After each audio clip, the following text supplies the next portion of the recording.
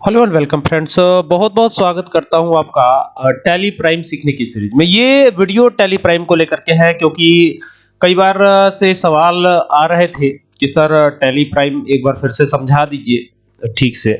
तो ये वीडियो उसी के लिए है और क्या-क्या दिक्कतें हैं, किस किस तरीके से काम करना है। अगर आप बिगिनर भी हैं इवन तो भी आप समझ सकते हैं। देखिए टैली प्राइम में पहले तो हमको एक कंपनी बना लेनी होती है। जिस भी कंपनी में हम काम करने वाले हैं वो कंपनी बना लेनी होती है। तो कंपनी बनाने के लिए यहाँ से F3 प्रेस करना होता है। कई बार ये विंडो ओपन नहीं होती है, तो अगर आप कंपनी से एग्जिट रहते हैं, शट कंपनी, जैसे मान लीजिए ये शट कंपनी अगर हमने कर दिया तो ये देखिएगा ये कुछ इस तरीके से ओपन होगी टैली और ये देखिए ऐसे। तो यहाँ पर आपको क्रिएट कंपनी का जो है ऑप्शन नजर आता है। तो यहाँ से आप क्रिएट कंपनी पे जाके कंपनी बना सकते हैं। तो यहाँ पे क्लिक करेंगे और ये विंडो ओपन हो जाएगी।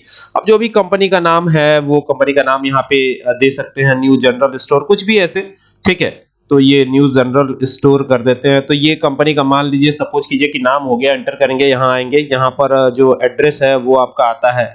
तो वो एड्रेस यहाँ पे आपको डाल देना है। तो न्यू कॉलोनी देवरिया कर देते हैं। ये हो गया। एंटर करेंगे, एंटर करेंगे, यहाँ पे आते हैं तो यहाँ पे स्टेट का नाम आता है। तो ये उत्तर प्रदेश हो गया। बाकी यहाँ पिन कोड आएगा तो ये हो गया पिन कोड। और पिन कोड डालने के बाद एंटर एंटर करके यहाँ पे आते हैं तो ये यहाँ पे बुक्स बिगिनिंग फ्रॉम। तो बुक्स बिगिनिंग फ्रॉम में आपको 1 अप्रैल 2025 ही रख लेना है ना। और फिर एंटर एंटर करके इसको एक्सेप्ट करा लेना है। तो जब एक्सेप्ट कराते हैं तो एक नई विंडो ओपन होती है और वो नई विंडो कुछ इस प्रकार की है। तो अगर आप जीएसटी चालू करना चाहते हैं तो यहाँ से आपको जाना है। भले ये ऑप्शन यस दिख रहा हो लेकिन फिर भी आपको यस पे क्लिक करना है। यहाँ पे रेगुलर रखना है। यहाँ पे आपको अपना जीएसटीआईएन नंबर डालना है। जो भी नंबर आपका होता हो वो नंबर आप जरूर डाल दीजिएगा। एंटर करके नीचे आइएगा। अगर आप क्वार्टरली यानी हर 3 महीने पे जीएसटी फाइल करते हैं तो आपको क्वार्टरली चूज करना है। और अगर आप जो है हर महीने जीएसटी फाइल करते हैं तो आपको मंथली चूज करना। तो फिलहाल मैं मंथली ही कर लेता हूं, कोई दिक्कत नहीं है। तो ये मंथली कर लिया हमने। और यहाँ पे यूजर नेम तो मैं अपना ही नाम रख लेता हूं ये। और बाकी यहाँ पर डीएससी ईबीसी इसमें से कोई एक चूज कर लीजिएगा। एंटर करके इसको भी एक्सेप्ट करा लीजिएगा। और यहाँ पर इस ऑप्शन को भी चालू करना बेहद जरूरी होता है, ठीक है। तो ये भी चालू कर लीजिएगा और स्पेसिफाई कर लीजिएगा डिटेल को। यहाँ पे ये आपका 5-6 अंकों का HSN कोड आता है तो वो HSN कोड जरूर डालिएगा, ठीक है। फिर यहाँ पर आएगा स्पेसिफाई, तो स्पेसिफाई कर लीजिएगा। टैक्सेबल रहेगा ही 12% यहाँ पे कर लेते हैं जीएसटी।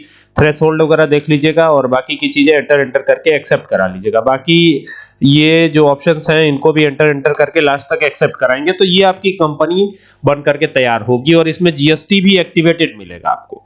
यानी इस प्रकार से ये पूरा का पूरा मैंने जीएसटी भी एक्टिवेट किया हुआ है इसमें, यानी कि सारी चीजें इसमें ऑलरेडी एक्टिवेटेड है। तो ये इस तरीके से कंपनी बन जाएगी, ठीक है। कई बार कुछ गलतियां भी हो जाती हैं तो आपको यहीं से कंपनी में ही जा करके और फिर अल्टर करना होता है कंपनी को। जैसे अगर स्टेट छूट गया या कुछ ऐसा हो गया तो यहीं से आप अल्टर कर सकते हैं। तो अल्टर करेंगे तो चेंजेस हो जाएंगे और आपको एंटर एंटर करके लास्ट तक एक्सेप्ट भी कराना रहता है। तो यहां से बाहर आने के लिए इसके बटन, ये सी का जो बटन होता है उसको प्रेस कीजिएगा, बाहर आ जाइएगा आप, ठीक है। अभी फिलहाल बाहर आ चुके हैं हम, ठीक है। अभी अगला जो हमारा काम है कि कंपनी में फंड नहीं है हमारे, तो पहला काम तो आप फंड ही रिसीव कराएंगे। तो फंड रिसीव कराने के लिए कहां जाएंगे? बाउचर पे जाएंगे। तो ये चले गए बाउचर पे। और कौन से बाउचर में जाएंगे? टैली में सुविधा के लिए टैली को इतना आसान बना दिया गया है कि कोई भी थोड़ा बहुत अगर जानता हो तो आराम से टैली यूज कर सकता है। तो अगर थोड़ा बहुत जानते हैं तो ये पेमेंट बाउचर है। तो कंपनी में फंड रिसीव कराना, इट मींस कि ये बात है रिसिप्ट बाउचर की, ठीक है। तो यहां से रिसिप्ट बाउचर आपको सेलेक्ट करना है और रिसिप्ट बाउचर में यहां पे क्रेडिट आएगा। तो क्रेडिट किसे करेंगे? क्रेडिट करने के लिए आपको यहां पे क्रिएट पे जाना है, एंटर करना है और लेजर क्रिएशन, यहां पे लेजर क्रिएशन आ रहा है। तो लेजर क्रिएशन का मतलब ये हो गया कि यहां पे आपको लेजर बनाना है। लेजर कैसे बनेगा? लेजर बनाने के लिए आपको क्या करना पड़ेगा? यहां पर आज आ ही चुके हैं तो यहां पर अब पहला लेजर जो बनता है कंपनी में लगाया जाने वाला फंड कैपिटल कहलाता है। ये लगभग हर वीडियो में मैं बताता हूं आपको।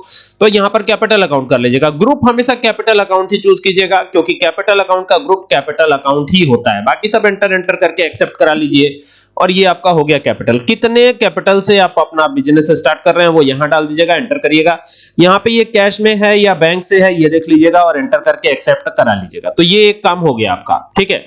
अब यहां से आपको बाहर भी आने की जरूरत नहीं है। अब आप सीधे चलिए परचेज में, ठीक है, ताकि हम कुछ परचेज कर लें।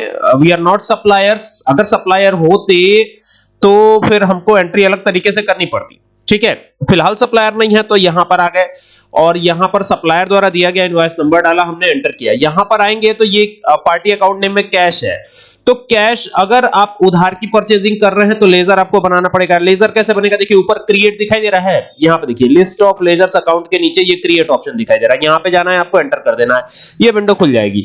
और यहां पर अगर उधार की परचेजिंग हो रही है तो सप्लायर 1 नाम देते हैं, मान लीजिए इन्हीं से उधार परचेज किया जा रहा है तो सप्लायर 1।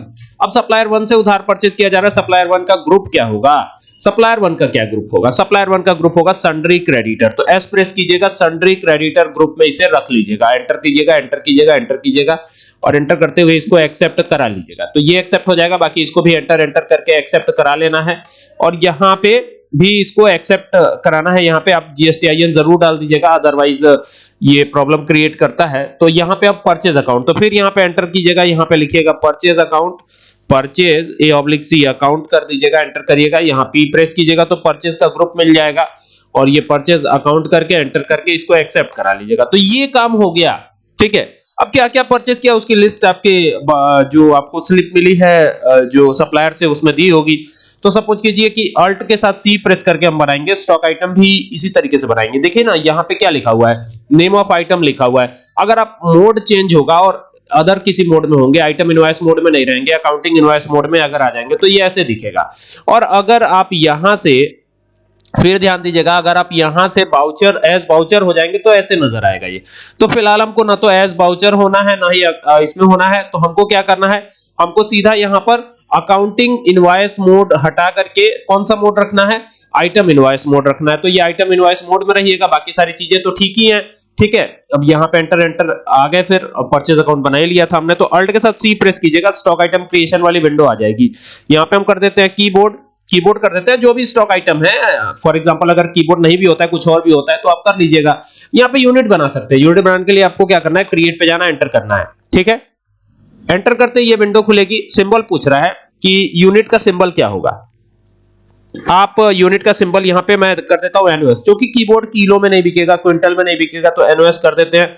फॉर्मल नेम हो जाएगा नंबर्स और एंटर कर दीजिएगा और यहाँ पे एन प्रेस कीजिएगा तो एनओएस आएगा, नंबर्स आएगा। और यहाँ 3 तो नहीं है करना है, क्योंकि कीबोर्ड ऐसा नहीं है कि तोड़ तोड़ के किस्तों में बेचा जाएगा, छोटा छोटा करके बेचा जाएगा, ऐसा नहीं है 1.5 किलो कीबोर्ड बेच दिया जाएगा, ठीक है। तो इसी वजह से 0 रखा है यहाँ पे, एंटर करिएगा। यहाँ पे अलग से जीएसटी अगर लगाने की इच्छा है तो यहाँ से आप चेंज कर सकते हैं, स्पेसिफाई कर सकते हैं।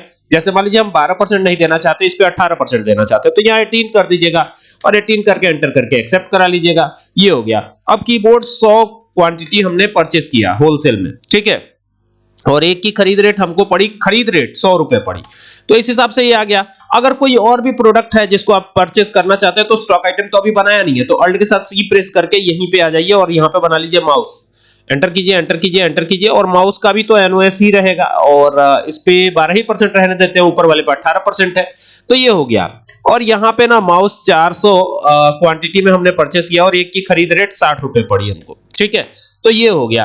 अब यहां पर ना जीएसटी के कोई लेजर नहीं बने हैं, तो जीएसटी के लेजर कैसे बनेंगे, जीएसटी के लेजर बनाने के लिए अल्ट के साथ सी प्रेस कीजिएगा और यहां पे क्या टाइप कीजिएगा, सीजीएसटी। सेम स्टेट का मामला होता है तो सीजीएसटी एसजीएसटी, तो यहां पे सेम स्टेट का ही मामला है। और यहां पे देखिएगा ग्रुप बड़े सावधानी से सेलेक्ट कीजिएगा, यहां ग्रुप होगा ड्यूटीज एंड टैक्सेस।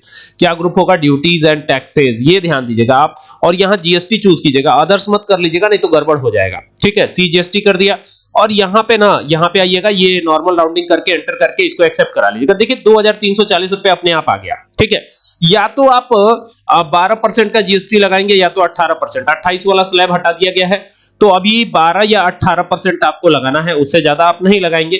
आपको ऑलरेडी लगाया मिलेगा वो बिल, ठीक है, उसके पास आपको एंट्री कर लेनी है, ठीक है।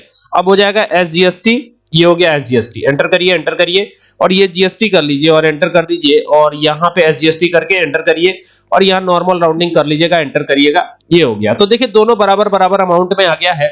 और यहां पे ये न्यू रेफरेंस करके आगे बढ़िएगा, यहां पे लिख दीजिएगा द गुड्स हैव बीन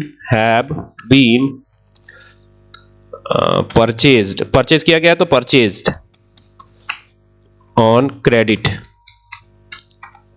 ठीक है। एंटर करके इसको एक्सेप्ट करा लीजिएगा, तो ये एक्सेप्ट हो गया। बाहर आएंगे और अब इसका रिपोर्ट देखना है तो के प्रेस कीजिएगा और के प्रेस करके नीचे आइएगा, परचेज वाले पे अल्ट के साथ पी प्रेस कीजिएगा, एंटर करिएगा, आई बटन प्रेस कर लीजिएगा। तो ये आपका पूरा बिल है, ये देख सकते हैं, ये पूरा का पूरा बिल है और किस हिसाब से जीएसटी भी लगा है ये भी यहाँ पे नजर आ रहा है। तो ये तरीका है, ठीक है, ये तरीका है। फिर आपको इसके लिए पेमेंट भी करना है, ठीक है, तो पेमेंट वाउचर में जाके होगा, ठीक है ना, तो इसके लिए आप पेमेंट भी कर सकते हैं।